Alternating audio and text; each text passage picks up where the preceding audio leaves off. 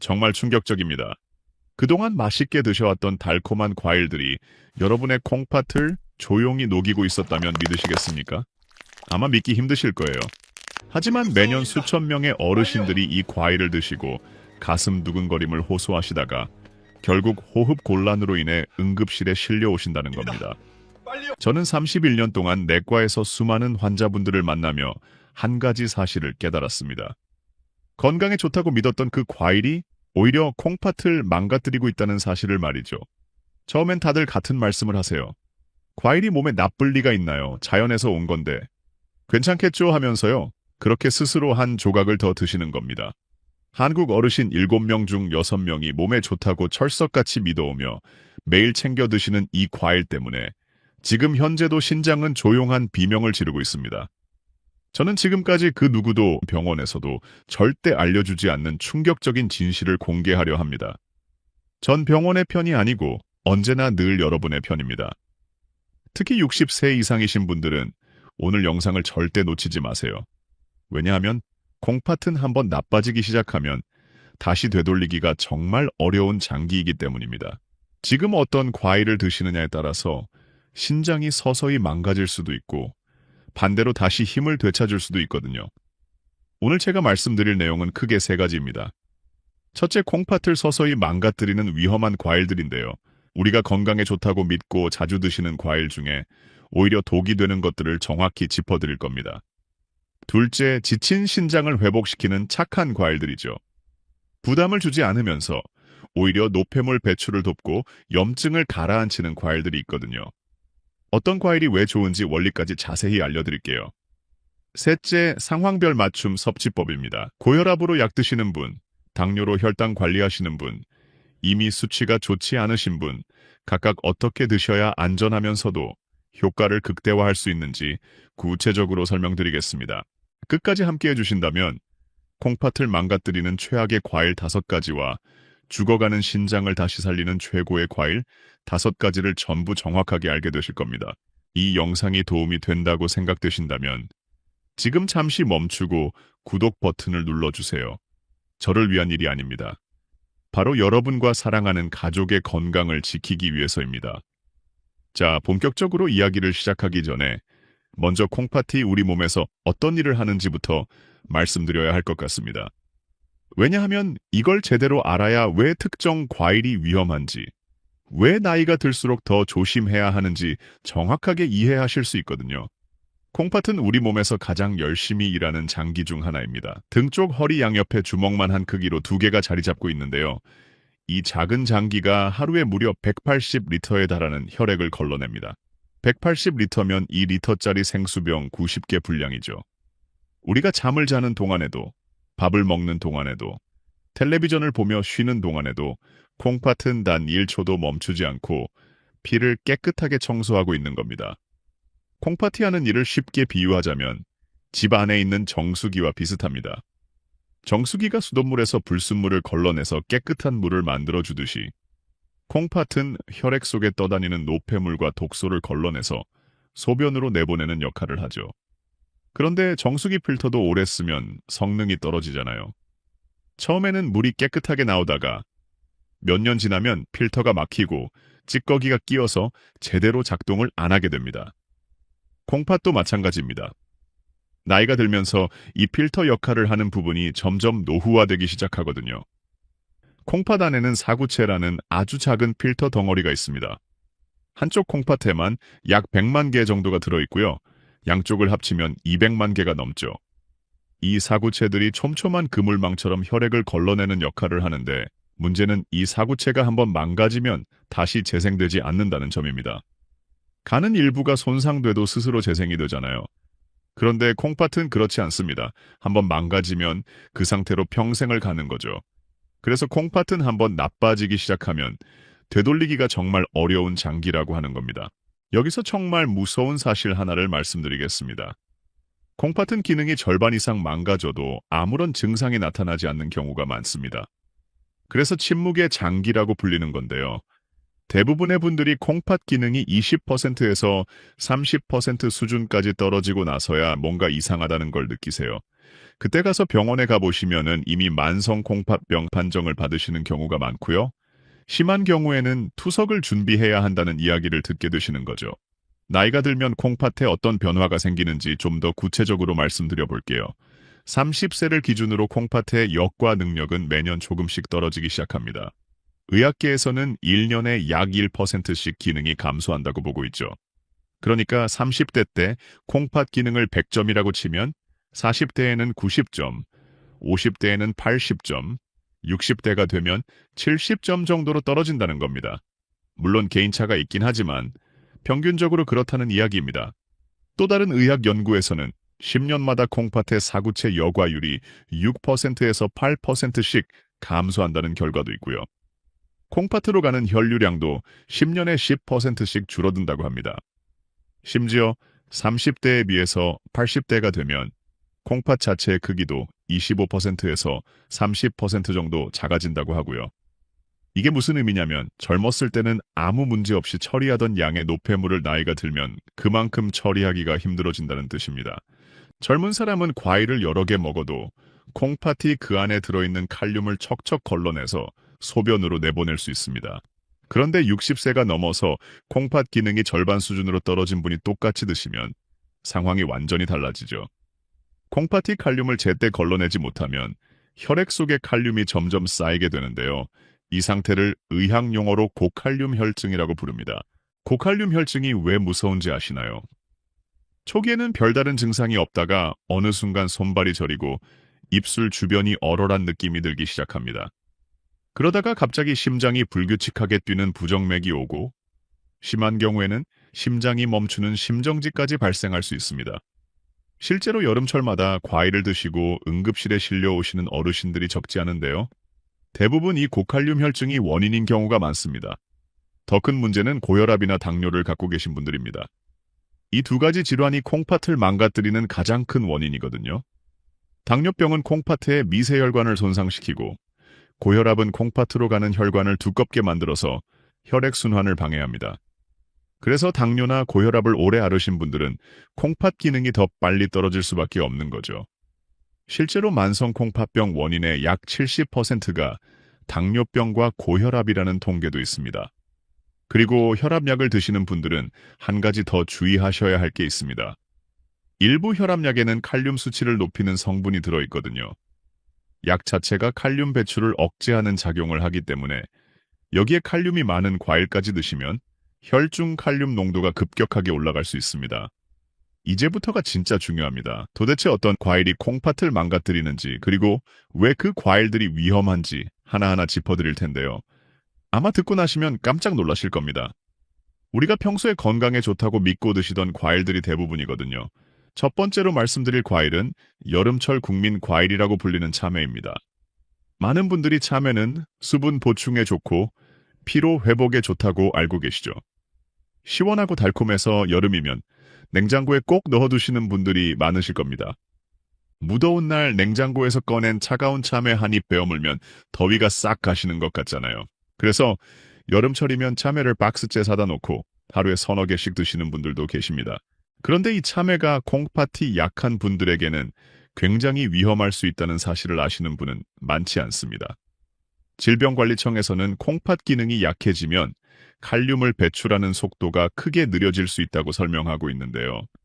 참외는 수분이 많아서 한 번에 많이 드시기가 쉽잖아요. 시원하니까 하나 먹고 또 하나.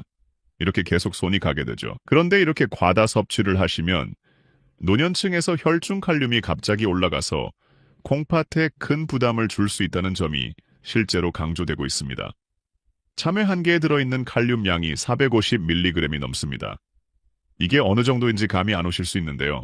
콩팥이 건강한 성인의 하루 칼륨 권장 섭취량이 대략 3,500mg 정도입니다. 참외 두세 개만 드셔도 하루 권장량의 3분의 1 가까이를 섭취하시는 셈이죠. 젊고 건강한 분들은 이 정도 칼륨을 콩팥이 충분히 처리할 수 있지만 나이가 들어 사구체 여과율이 떨어진 상태에서는 상황이 완전히 달라집니다. 콩팥이 칼륨을 제때 걸러내지 못하면 혈액 속에 칼륨이 독처럼 쌓이기 시작합니다. 처음에는 몸이 좀 무겁고 피곤한 정도로 느껴지다가 점점 손끝이 저리고 입술 주변이 얼얼해지는 느낌이 들기 시작하죠. 이 단계에서 대부분의 분들은 그냥 피곤해서 그런가 보다 하고 넘기십니다. 그런데 이 상태를 방치하면 어느 순간 심장이 불규칙하게 뛰기 시작하고 가슴이 답답하고 숨이 차는 증상이 나타납니다. 제가 알게 된 한 어르신 사례를 말씀드리겠습니다. 평소에 건강 관리를 철저히 하시던 분이셨는데 여름에 참외가 하도 맛있어서 매일 두세 개씩 드셨다고 합니다. 어느 날 갑자기 가슴이 두근거리고 손발이 저리기 시작하셨는데 처음에는 그냥 더위 먹은 줄 아셨대요. 그런데 증상이 점점 심해져서 병원에 가셨더니 혈중 칼륨 수치가 위험 수준까지 올라가 있었다고 합니다. 다행히 빨리 발견해서 치료를 받으셨지만 조금만 더 늦었으면 정말 큰일 날 뻔했던 거죠. 특히 여름철에 이런 경우가 급증합니다. 더우니까 시원한 과일을 찾게 되고 참외처럼 수분이 많고 달콤한 과일을 평소보다 훨씬 많이 드시게 되거든요. 그런데 바로 이 시기에 응급실로 실려오시는 어르신들이 가장 많다는 사실을 꼭 기억하셔야 합니다. 참외를 드실 때 또 하나 주의하셔야 할 점이 있습니다. 참외는 껍질 바로 안쪽 부분에 칼륨이 특히 많이 농축되어 있거든요. 그래서 껍질째 드시거나 껍질 가까운 부분까지 싹싹 긁어 드시면 칼륨 섭취량이 더 늘어나게 됩니다. 콩팥 기능이 걱정되시는 분들은 참외를 드실 때 속 부분만 조금 드시고 껍질 가까운 부분은 남기시는 게 좋습니다. 두 번째로 경고드릴 과일은 바나나입니다. 바나나라고 하면 아마 많은 분들이 의아해 하실 겁니다. 바나나가 건강에 안 좋다고 이렇게 생각하실 수 있는데요. 바나나는 오랫동안 건강의 상징처럼 여겨져 왔잖아요. 운동선수들이 경기 전후로 에너지 보충용으로 먹고 소화에도 좋다고 알려져 있고요. 변비에 좋다, 근육 경련을 예방한다, 혈압을 낮춰준다. 이런 이야기들 때문에 아침마다 바나나 한 개씩 꼭 챙겨 드시는 분들도 많으실 겁니다. 그런데 미국 신장학회에서는 바나나를 대표적인 고칼륨 과일로 분류하고 있습니다. 콩팥 기능이 떨어진 고령층에게는 섭취를 제한해야 한다고 명확하게 안내하고 있는데요. 바나나 한 개에 들어있는 칼륨만으로도 약해진 콩팥에는 상당한 부담이 될 수 있다는 거죠. 바나나의 칼륨 함량은 중간 크기 한 개 기준으로 350mg에서 420mg 정도 됩니다. 이게 참외 한 개와 맞먹는 수준이고요. 칼륨이 적은 과일로 알려진 사과의 거의 2배에 달하는 양입니다. 콩팥이 건강한 분들은 이 정도 칼륨은 아무 문제 없이 처리할 수 있지만 이미 콩팥 기능이 떨어진 분들에게는 이야기가 완전히 달라집니다. 더 주의하셔야 할 점이 있는데요. 바나나는 익을수록 껍질에 검은 점이 많아질수록 칼륨 함량이 더 높아집니다. 많은 분들이 바나나 껍질이 노랗게 익고 검은 점이 생겼을 때가 가장 맛있다고 생각하시잖아요. 달콤하고 부드러우니까요. 마트에서 바나나를 사오시면 며칠 놔뒀다가 껍질이 갈색으로 변할 때쯤 드시는 분들도 많으시고요. 그런데 바로 이런 상태의 바나나가 칼륨이 가장 많이 들어있는 상태라는 걸 아셔야 합니다. 바나나가 익어가는 과정에서 어떤 변화가 일어나는지 설명드리겠습니다. 덜 익은 바나나에는 전분이 많이 들어있는데 바나나가 익으면서 이 전분이 당분으로 바뀌게 됩니다. 이 과정에서 세포벽이 분해되면서 칼륨이 더 쉽게 흡수될 수 있는 형태로 변하게 되죠. 그래서 잘 익은 바나나일수록 우리 몸에 칼륨이 더 빨리 더 많이 흡수됩니다. 게다가 잘 익은 바나나는 혈당 지수도 높아집니다. 덜 익은 바나나의 혈당 지수가 30 정도인데 완전히 익은 바나나는 50에서 60까지 올라가거든요. 그러니까 당뇨가 있으신 분들에게는 이중으로 좋지 않은 거죠. 칼륨도 많고 혈당도 빨리 올리니까요. 바나나를 매일 드시던 분들 중에 콩팥 수치가 갑자기 나빠지신 경우를 종종 보게 됩니다. 건강에 좋다고 알고 계셨으니까 의심도 안 하셨던 거죠. 아침마다 빵과 우유, 바나나 한 개로 식사를 대신하시던 분이 계셨는데 어느 날 건강검진에서 크레아티닌 수치가 많이 올라가 있다는 이야기를 들으셨다고 합니다. 여러 가지 원인이 있겠지만 매일 드시던 바나나도 한몫했을 가능성이 높은 거죠.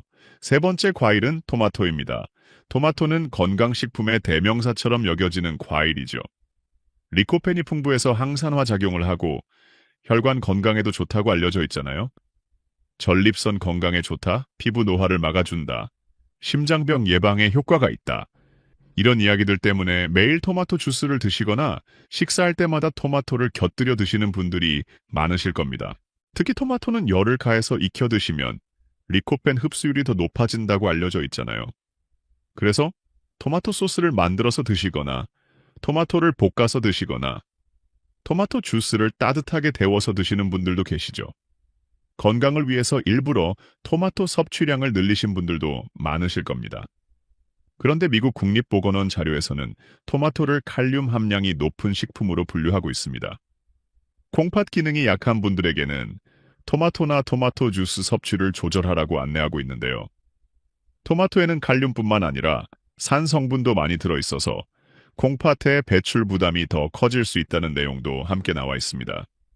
토마토 한 개에 들어있는 칼륨은 중간 크기 기준으로 약 290mg 정도입니다. 한 개만 보면 바나나나 참외보다는 적어 보이죠. 그런데 문제는 토마토를 주스나 소스 형태로 드실 때입니다. 주스로 만들면 토마토가 농축되면서 칼륨 함량이 훨씬 높아지거든요. 생토마토 하나 먹을 때와 토마토 주스 한 잔 마실 때 들어가는 칼륨 양은 비교가 안 됩니다. 토마토 주스 한 잔을 만들려면 보통 토마토 대여섯 개가 들어가거든요. 그러니까 주스 한 잔에 1000mg이 넘는 칼륨이 들어갈 수도 있는 거죠. 건강을 생각해서 매일 토마토 주스를 드시던 분들이 오히려 콩팥에 부담을 주고 계셨을 수도 있다는 겁니다. 토마토 소스도 마찬가지입니다.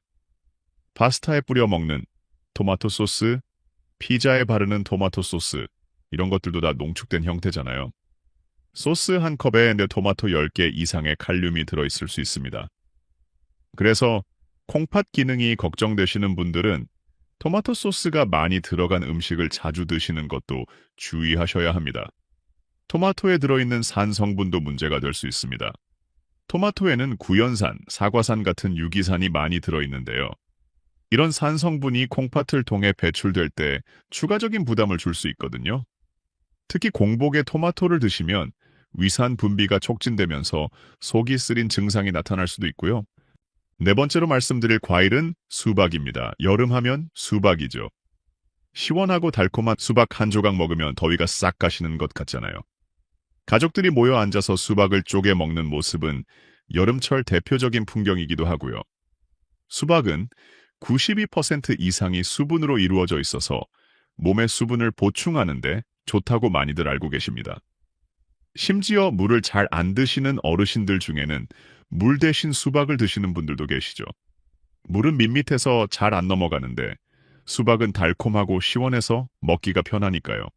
수박을 많이 드시면 소변도 자주 보게 되니까 몸속 노폐물이 잘 빠져나간다고 생각하시는 분들도 있고요. 신장을 깨끗하게 씻어준다고 믿으시는 분들도 계십니다. 그런데 콩팥 기능이 저하되었거나 만성 콩팥병을 갖고 계신 분들에게 수박은 오히려 위험할 수 있습니다. 콩팥은 우리 몸의 수분 밸런스를 맞추는 역할을 하는데요. 이 기능이 약해진 상태에서 수박처럼 수분이 많은 과일이 한꺼번에 들어오면 콩팥이 그 물을 제때 소변으로 내보내지 못하게 됩니다.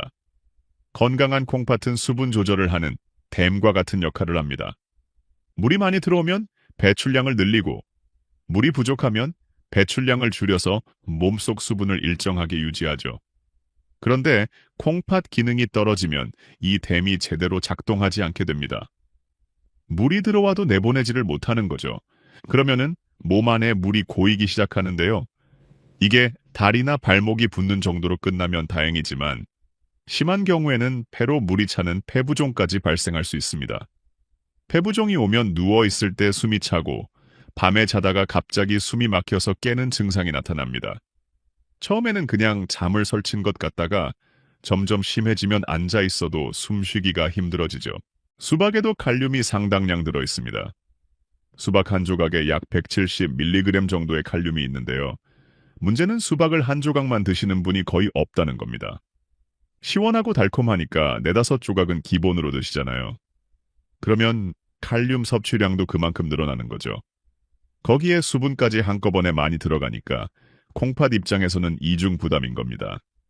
여름철에 수박을 많이 드시고 다음날 아침에 얼굴이 퉁퉁 붓거나 눈이 부은 경험 있으신 분들 계실 겁니다. 그게 바로 콩팥이 밤새 수분을 제대로 처리하지 못했다는 신호입니다. 젊은 분들은 하루 이틀 지나면 괜찮아지지만 콩팥 기능이 떨어진 어르신들은 이런 상태가 계속되면 심각한 문제로 이어질 수 있습니다. 다섯 번째 과일은 오렌지입니다. 오렌지는 비타민C가 풍부해서 면역력을 높이고 감기 예방에 좋다고 알려져 있잖아요. 새콤달콤한 맛도 좋고 향도 상큼해서 아침에 오렌지 주스 한 잔 마시면 하루를 상쾌하게 시작할 수 있을 것 같은 느낌이 들죠. 그래서 많은 분들이 아침마다 오렌지 주스를 챙겨 드시고 건강을 위해서 오렌지를 자주 드시려고 노력하십니다. 그런데 오렌지, 특히 오렌지를 갈아서 주스로 드시는 것은 콩팥이 약한 분들에게 매우 위험할 수 있습니다. 과일을 주스로 만들면 칼륨과 당분이 농축되어 흡수 속도가 빨라지거든요. 생오렌지 하나를 먹을 때보다 주스 한 잔에는 오렌지 서너 개 분량의 칼륨이 들어 있습니다. 오렌지 주스 한 잔의 칼륨 함량이 대략 450mg에서 500mg 정도 됩니다. 이게 참외 한 개, 바나나 한 개와 맞먹는 수준이죠. 그런데 주스는 액체 형태라서 몸에 흡수되는 속도가 훨씬 빠릅니다. 과일을 씹어서 드시면 천천히 소화되면서 칼륨이 서서히 흡수되는데 주스는 마시자마자 바로 흡수가 시작되거든요. 이걸 마시는 순간 혈액 속 칼륨 농도가 급격히 치솟으면서 콩팥에 큰 충격을 주게 됩니다. 콩팥이 갑자기 밀려드는 칼륨을 처리하느라 과부하가 걸리는 거죠. 이런 상황이 반복되면 콩팥 기능이 더 빨리 나빠질 수밖에 없습니다. 또한 오렌지 주스에는 당분도 많이 들어 있습니다. 오렌지 주스 한 잔에 약 20g에서 25g의 당분이 들어 있는데요. 이게 각설탕 5개에서 6개 분량입니다. 이렇게 많은 당분이 한꺼번에 들어오면 혈당이 급격히 올라가고 혈액이 끈적해지면서 콩팥의 미세혈관을 막는 원인이 됩니다. 당뇨병이 있으신 분들의 경우에는 상황이 더 심각해집니다. 높은 혈당이 지속되면 콩팥의 미세혈관이 손상되면서 당뇨병성 신증이라는 합병증이 발생하거든요. 건강해지려고 매일 아침 마시던 오렌지 주스 한 잔이 오히려 콩팥을 더 빨리 망가뜨리는 결과를 가져올 수 있다는 점을 꼭 기억해 주시기 바랍니다. 오렌지를 드시고 싶으시다면 주스 대신 생오렌지를 드시는 게 훨씬 낫습니다. 그것도 한 번에 1개 이상은 드시지 않는 게 좋고요. 생오렌지를 드시면 과육에 들어있는 식이섬유가 당분과 칼륨의 흡수 속도를 늦춰주기 때문에 콩팥에 가는 부담이 훨씬 줄어듭니다. 지금까지 콩팥을 망가뜨리는 위험한 과일 5가지에 대해서 말씀드렸습니다. 참외, 바나나, 토마토, 수박, 오렌지. 이 과일들이 공통적으로 가지고 있는 문제점이 바로 칼륨 함량이 높다는 점이죠. 물론 이 과일들이 젊고 건강한 분들에게는 좋은 영양소를 제공하는 훌륭한 과일이 맞습니다. 하지만 나이가 들어서 콩팥 기능이 떨어진 분들, 특히 고혈압이나 당뇨를 갖고 계신 분들에게는 상황이 완전히 달라진다는 걸 꼭 기억하셔야 합니다. 그렇다면 도대체 무엇을 먹어야 할까요? 과일을 아예 안 드실 수는 없잖아요. 걱정하지 마세요. 지금부터는 콩팥에 부담을 주지 않으면서도 건강을 지켜주는 착한 과일 5가지를 알려드리겠습니다. 이 과일들은 칼륨 함량이 낮으면서도 콩팥 건강에 도움이 되는 좋은 성분들을 갖고 있습니다. 첫 번째로 강력하게 추천드리는 과일은 사과입니다. 서양 속담에 하루에 사과 1개면 의사가 필요 없다는 말이 있잖아요. 이게 단순한 옛말이 아니라 과학적으로도 근거가 있는 이야기입니다. 미국 신장재단에서는 사과를 콩팥에 부담이 적은 과일로 소개하고 있는데요. 칼륨 함량이 낮고 수용성 섬유가 풍부해서 노폐물 배출을 돕는 데 유리하다는 연구 결과가 있습니다. 신장 관리가 필요한 분들이 선택하기 좋은 과일로 권고되고 있죠. 사과의 칼륨 함량은 중간 크기 1개 기준으로 약 195mg 정도입니다. 바나나의 절반도 안 되는 양이죠. 그래서 콩팥 기능이 떨어진 분들도 매일 드셔도 칼륨 걱정 없이 안전하게 즐기실 수 있습니다. 사과에는 펙틴이라는 수용성 식이섬유가 풍부하게 들어있습니다. 이 펙틴이 스펀지처럼 작용해서 몸속에 쌓인 나트륨과 독소를 흡착한 다음 대변을 통해 부드럽게 배출시켜주는 역할을 하죠. 그러니까 콩팥이 해야 할 일을 덜어주는 셈입니다. 콩팥이 모든 노폐물을 혼자서 처리하지 않아도 되니까 부담이 훨씬 줄어드는 거죠. 펙틴의 역할을 좀 더 쉽게 설명드리자면 이렇습니다. 우리가 음식을 먹으면 소화 과정에서 여러 가지 노폐물이 생기잖아요. 이 노폐물 중 일부는 대변으로 나가고 일부는 혈액을 타고 돌아다니다가 콩팥에서 걸러져서 소변으로 나갑니다. 그런데 팩틴이 장에서 노폐물을 미리 흡착해서 대변으로 내보내면 콩팥까지 갈 노폐물의 양이 줄어드는 거죠. 콩팥 입장에서는 일이 훨씬 수월해지는 겁니다. 사과에 들어있는 케르세틴이라는 항산화 성분도 주목할 만합니다. 이 성분은 콩팥 세포가 산화되어 손상되는 것을 막아주는 역할을 하거든요. 콩팥은 매일 혈액 속 독소를 걸러내느라 엄청난 스트레스를 받고 있는데 케르세틴이 이 스트레스를 줄여주고 손상된 세포가 회복되는 것을 돕습니다. 사과를 드실 때 한 가지 팁을 드리자면 껍질을 깎지 말고 깨끗이 씻어서 껍질째 드시는 게 좋습니다. 사과 껍질에는 과육보다 훨씬 많은 항산화 성분이 들어있거든요. 케르세틴도 껍질에 더 많이 농축되어 있고요. 치아가 약해서 껍질이 부담스러우시다면 얇게 썰어서 드시거나 강판에 갈아서 드셔도 좋습니다. 하루에 중간 크기 사과 1개 정도가 적당한 양이고요. 사과를 고르실 때는 단단하고 무거운 것을 고르시는 게 좋습니다. 단단한 사과일수록 수분이 많고 신선하다는 뜻이거든요. 색깔은 빨간색이 진할수록 항산화 성분이 많이 들어있고요. 보관하실 때는 냉장고에 넣어두시면 2주에서 3주 정도는 신선하게 드실 수 있습니다. 두 번째로 추천드리는 과일은 바로 배입니다. 우리나라 배는 전 세계적으로도 품질이 뛰어나기로 유명하잖아요. 크기도 크고 수분도 많고 단맛도 은은해서 외국인들도 한국 배를 맛보면 감탄을 합니다. 이 배가 콩팥 건강에도 매우 좋은 과일이라는 사실을 알고 계셨나요? 아까 수박은 수분이 많아서 위험하다고 말씀드렸는데 배도 수분이 많은데 왜 괜찮은지 궁금하실 수 있습니다. 배의 수분 함량이 84% 정도로 상당히 높은 편이거든요. 그런데 배에는 수박에는 없는 팩틴이라는 수용성 식이섬유가 풍부하게 들어있습니다. 이 팩틴이 수분과 함께 들어온 나트륨과 독소를 흡착해서 부드럽게 배출시켜주기 때문에 콩팥에 가는 부담이 훨씬 적습니다. 수박이 콩팥에 물을 들이붓는 것이라면 배는 물과 함께 청소 도구까지 보내주는 것과 비슷하다고 보시면 됩니다. 물이 들어오긴 하지만 그 물이 노폐물을 씻고 나가도록 도와주는 역할을 하는 거죠. 배에는 루털린이라는 성분도 들어있습니다. 이 성분이 콩팥의 사구체 염증을 가라앉히는 데 도움을 준다고 알려져 있죠. 콩팥이 나빠지면 사구체 염증이 생기면서 기능이 점점 떨어지는데 루털린이 이 염증 반응을 줄여주는 역할을 합니다. 배의 칼륨 함량은 중간 크기 1개 기준으로 약 180mg 정도입니다. 사과와 비슷한 수준이죠. 그래서 콩팥이 걱정되시는 분들도 안심하고 드실 수 있는 과일입니다. 배를 드실 때도 껍질째 드시는 게 좋습니다. 배 껍질에는 과육보다 5배나 많은 항산화 성분이 들어있거든요. 껍질이 부담스러우시면 얇게 썰어서 차로 끓여 드시는 것도 좋은 방법입니다. 배숙이나 배즙으로 드시면 칼륨은 더 줄어들고 유효 성분은 농축되어서 콩팥에 흡수되기 좋은 상태가 됩니다. 동양의학에서는 배를 열을 내리고 갈증을 해소하는 과일로 오래전부터 사용해왔습니다. 콩팥이 나빠지면 몸에 열이 쌓이고 입이 마르는 증상이 나타나는 경우가 있는데 이때 시원한 배 한 조각이 이런 증상을 가라앉히는 데 도움이 됩니다. 배를 고르실 때는 묵직하고 단단한 것을 고르시는 게 좋습니다. 껍질에 상처가 없고 꼭지 부분이 싱싱한 것이 신선한 배입니다. 하루에 중간 크기 배 반 개에서 1개 정도가 적당한 양이고요. 꾸준히 드시면 1주에서 2주 안에 소변색이 맑아지고 몸에 붓기가 빠지는 것을 느끼실 수 있을 겁니다. 세 번째로 추천드리는 과일은 딸기입니다.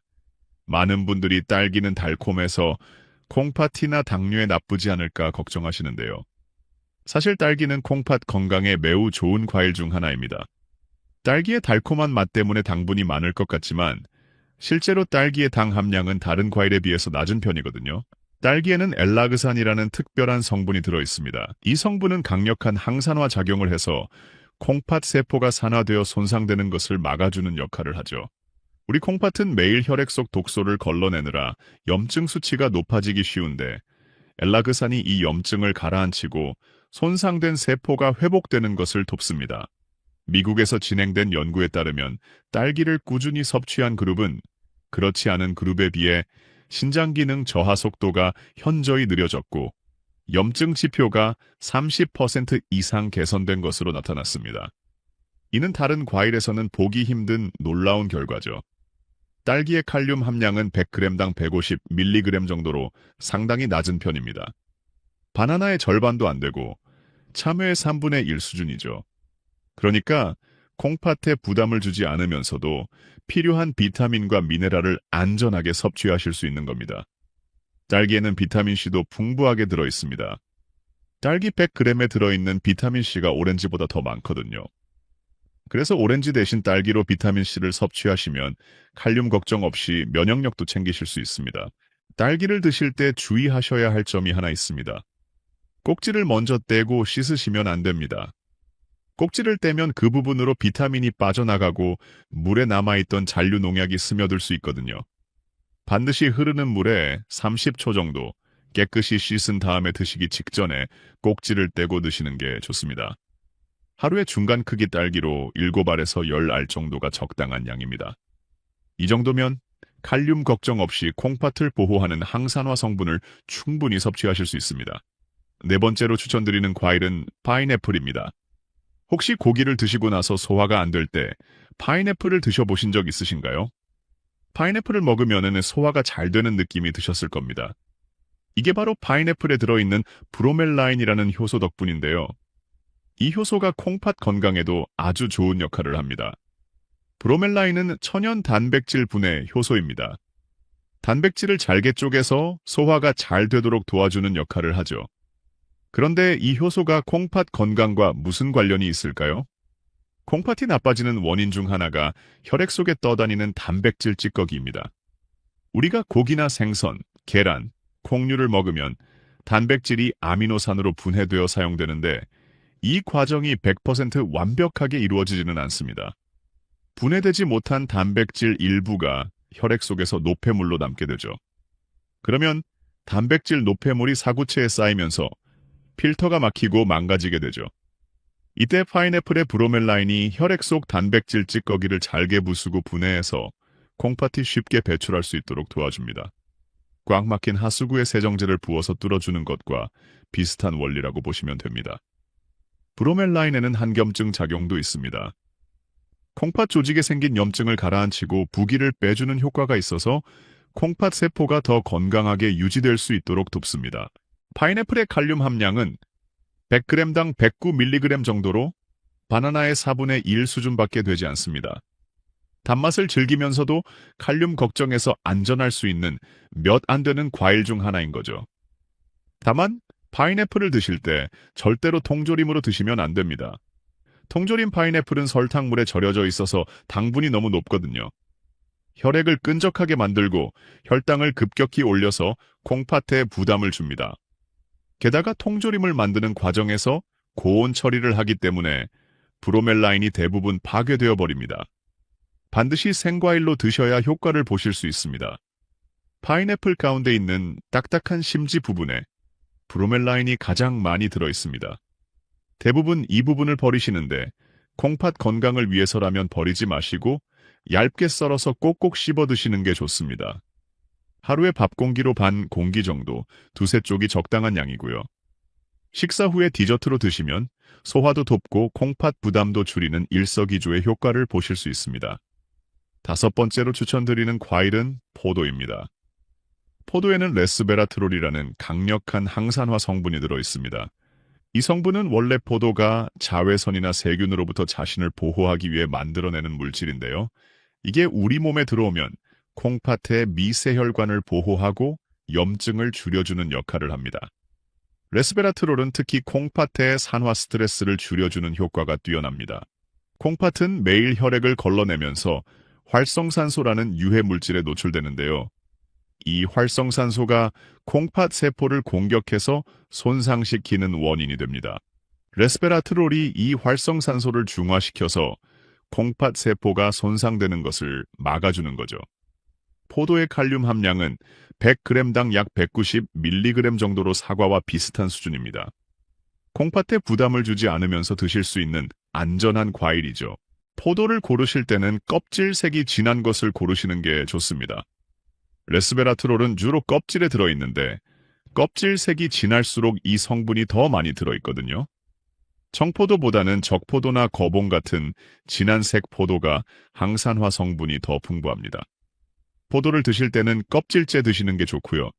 씨도 가능하면 함께 씹어 드시면 더 좋습니다.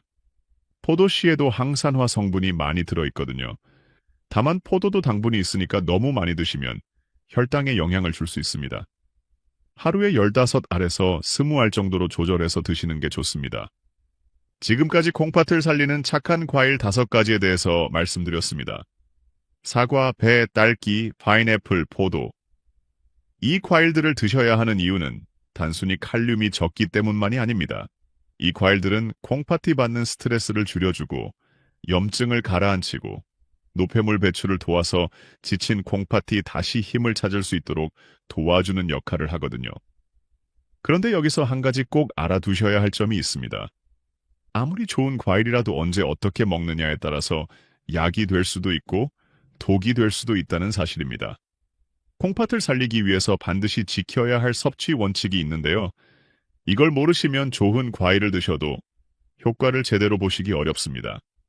첫째, 과일을 드시는 시간이 중요합니다. 가장 좋은 시간은 아침 식사 후 1시간 정도 지났을 때입니다. 이때가 혈당이 안정되어 있고 위산이 적절히 분비되어서 과일의 영양소를 가장 안전하게 흡수할 수 있는 시간이거든요. 왜 이 시간이 좋은지 설명드리겠습니다. 밤새 8시간 정도 아무것도 안 드시고 주무셨잖아요. 아침에 일어나면 혈당은 낮고 위는 비어있고 소화기관 전체가 아직 완전히 깨어나지 않은 상태입니다. 이때 공복에 과일을 드시면 과일에 들어있는 산 성분이 빈 위벽을 자극해서 속이 쓰리거나 불편한 증상이 나타날 수 있습니다. 게다가 공복 상태에서 과일의 당분이 빠르게 흡수되면 혈당이 급격히 올라가면서 콩팥에도 부담을 줍니다. 혈액 속 당분이 갑자기 늘어나면 콩팥이 이걸 처리하느라 과부하가 걸리거든요. 그런데 아침 식사를 하시고 1시간 정도 지나면 상황이 달라집니다. 밥, 채소, 단백질을 섭취해서 위벽이 보호되어 있고 혈당도 안정된 상태이고 소화기관이 완전히 깨어난 상태거든요. 이때 과일이 들어오면 아침 식사에서 섭취한 식이섬유가 당 흡수를 늦춰주어서 혈당이 서서히 오르고 과일 속 산 성분도 음식과 함께 희석되어서 자극이 줄어듭니다. 그리고 저녁 9시 이후에는 과일 섭취를 멈추시는 게 좋습니다. 밤이 되면 우리 몸의 모든 장기는 휴식과 회복 모드로 들어가거든요. 콩팥도 마찬가지입니다. 밤에는 콩팥의 활동량이 낮 시간대에 비해 40%에서 50% 정도 줄어듭니다. 세포 회복을 위해 에너지를 아끼는 거죠. 그런데 밤늦게 과일을 드시면 콩팥이 쉬어야 할 시간에 물, 당분, 칼륨을 처리하느라 강제로 일을 해야 합니다. 그러면 회복 시간이 사라지고 피로가 누적되어서 다음날 아침에 얼굴이 붓거나 다리가 무거운 증상이 나타날 수 있습니다. 둘째, 하루 섭취량을 지켜야 합니다. 아무리 좋은 과일이라도 하루 총량이 200g을 넘기면 안 됩니다. 종이컵 하나를 가득 채운 정도의 양이라고 보시면 되는데요. 구체적으로 말씀드리면 딸기는 중간 크기로 7알, 파인애플은 얇게 썬 것으로 2-3쪽, 배는 반 개, 사과는 1개, 포도는 15알에서 20알 정도가 하루 적정량입니다. 이 양을 한 번에 다 드시지 마시고 2번으로 나누어 드시는 게 좋습니다. 절반은 아침 식사 후 9시에서 10시 사이에, 나머지 절반은 점심 식사 후 오후 2시에서 3시 사이에 드시면 됩니다. 왜 나누어 드시는 게 좋은지 설명드리겠습니다. 과일을 한 번에 많이 드시면 칼륨, 당분, 수분이 한꺼번에 콩팥으로 밀려 들어옵니다. 콩팥 입장에서는 갑자기 큰 파도가 치는 것과 같죠. 그런데 몇 시간 간격을 두고 나누어 드시면 콩팥이 각각의 작은 파도를 훨씬 부드럽고 효율적으로 처리할 수 있습니다. 셋째, 천천히 꼭꼭 씹어서 드셔야 합니다.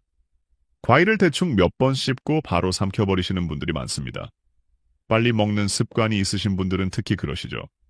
그런데 과일이 제대로 씹히지 않으면 큰 덩어리 상태로 위에 들어가고 위와 장이 이걸 분해하느라 더 많은 에너지와 혈액을 사용해야 합니다. 이때 콩팥을 포함한 다른 장기로 가야 할 혈액이 소화기관으로 집중되면서 콩팥은 충분한 산소와 영양분을 공급받지 못하게 됩니다. 결과적으로 콩팥 기능이 일시적으로 떨어지는 거죠. 과일을 삼키기 전에 최소 30번 이상 천천히 꼭꼭 씹어 드시면 좋습니다. 이렇게 하면 침 속의 소화 효소가 입안에서 이미 과일을 분해하기 시작해서 위와 장의 부담이 크게 줄어듭니다. 과일이 곱게 갈린 상태가 되면 영양소 흡수율도 높아지고 콩팥도 이미 처리된 상태의 영양소를 받아서 별다른 부담 없이 사용할 수 있습니다. 넷째, 과일을 우유나 요구르트와 함께 드시면 안 됩니다. 요즘 건강을 위해서 과일을 우유나 요구르트에 갈아서 드시는 분들이 많습니다. 아침 대용으로 스무디를 만들어 드시는 분들도 계시고요. 그런데 이건 콩팥이 약한 분들에게 좋지 않은 조합입니다. 과일에는 구연산, 사과산 같은 천연 유기산이 많이 들어있고 우유나 요구르트에는 카제인이라는 단백질이 들어있습니다. 이 산과 단백질이 윗속에서 만나면 화학 반응을 일으켜서 크고 단단한 덩어리를 형성하게 됩니다. 이 덩어리가 위에서 서너 시간 동안 그대로 남아있으면서 소화불량, 팽만감, 메스꺼움 같은 불편함을 유발합니다. 그리고 이 덩어리가 결국 분해될 때 엄청난 양의 독성 찌꺼기가 발생해서 콩팥이 추가로 처리해야 하는 부담이 생깁니다. 또한 우유의 칼슘과 포도 같은 일부 과일에 들어있는 옥살산이 결합하면 칼슘 옥살레이트 결정이 생성될 수 있습니다. 이게 바로 신장 결석의 주성분입니다. 이미 콩팥이 약하거나 결석 위험이 있으신 분들에게는 정말 위험한 조합인 거죠. 과일은 단독으로 드시거나 물과 함께 드시는 게 가장 안전합니다. 마지막으로 약을 드시고 계신 분들은 약 복용 후 최소 2시간이 지난 다음에 과일을 드셔야 합니다. 특히 혈압약, 당뇨약, 콜레스테롤 약을 드시는 분들은 이 점을 꼭 기억하셔야 합니다. 과일 속의 특정 성분이 간에서 약을 분해하는 효소에 영향을 줘서 약의 농도를 지나치게 높이거나 반대로 약효를 떨어뜨릴 수 있거든요. 자몽이 대표적인 예입니다. 자몽에 들어있는 성분이 혈압약의 분해를 방해해서 약이 몸에 너무 오래 남아있게 만드는 부작용이 있죠. 오렌지, 귤 같은 감귤류 과일들도 비슷한 작용을 할 수 있습니다. 2시간이라는 시간은 약물이 혈액에 완전히 흡수되어 효과를 발휘하기 시작하기까지 필요한 시간입니다. 이 시간을 확보해야 과일 속 성분이 약물 작용에 개입하지 못합니다. 콩팥은 약물 독성에 매우 예민한 장기이기 때문에 이 2시간의 간격을 지키는 것이 정말 중요합니다. 이 4가지 원칙을 철저하게 지키신다면 좋은 과일들이 정말로 콩팥을 살리는 명약이 될 것입니다. 종이에 적어서 냉장고 문에 붙여두시고 매일 확인하시면 좋겠습니다. 마지막으로 한 가지만 더 당부드리겠습니다. 오늘 말씀드린 내용은 일반적인 건강 정보이고 개인마다 몸 상태가 다르기 때문에 본인의 콩팥 수치나 건강 상태에 따라서는 섭취를 더 엄격하게 제한해야 하는 경우도 있습니다. 특히 이미 만성 콩팥병 진단을 받으셨거나 혈액검사에서 칼륨 수치가 높게 나오신 분들은 반드시 담당 의사 선생님과 상의하신 후에 섭취량을 결정하셔야 합니다. 제가 오늘 말씀드린 착한 과일들도 콩팥 기능이 심하게 떨어진 분들에게는 적은 양의 칼륨조차 부담이 될 수 있거든요. 과일을 드시고 나서 가슴이 두근거리거나 손발이 저린 느낌이 들면 즉시 섭취를 중단하시고 병원에 가셔야 합니다. 이런 증상은 혈중 칼륨이 올라가고 있다는 신호일 수 있거든요. 남이 좋다는 것을 무작정 따라하는 게 아니라 내 몸에 맞는 방법을 찾아가는 게 진짜 건강관리입니다. 오늘 우리는 콩팥을 망가뜨리는 위험한 과일 5가지와 콩팥을 살리는 착한 과일 5가지를 모두 알아봤습니다. 참외와 바나나가 있던 자리를 사과와 배로 바꾸는 그 작은 선택이 10년 뒤 여러분의 미래를 바꿀 수 있습니다. 지금 집에 있는 냉장고를 한번 열어보세요. 그곳에 진짜 답이 있습니다. 오늘 이야기가 여러분과 가족의 건강을 지키는 데 도움이 되셨다면 구독과 좋아요 버튼을 눌러주세요. 여러분의 작은 관심이 더 많은 분들에게 올바른 건강 정보를 전하는 큰 힘이 됩니다. 그리고 댓글로 여러분의 이야기도 꼭 들려주세요. 지금 어떤 과일을 드시고 계신지, 오늘 영상을 보고 어떤 생각이 드셨는지 궁금합니다. 여러분의 소중한 경험이 다른 분들에게도 큰 도움이 될 수 있습니다. 주변에 과일을 많이 드시는 가족이나 친구가 계시다면 이 영상을 꼭 공유해 주세요. 사랑하는 사람의 건강을 지키는 일, 그보다 소중한 일은 없으니까요. 여러분 모두 건강하시고 다음 영상에서 또 뵙겠습니다. 감사합니다.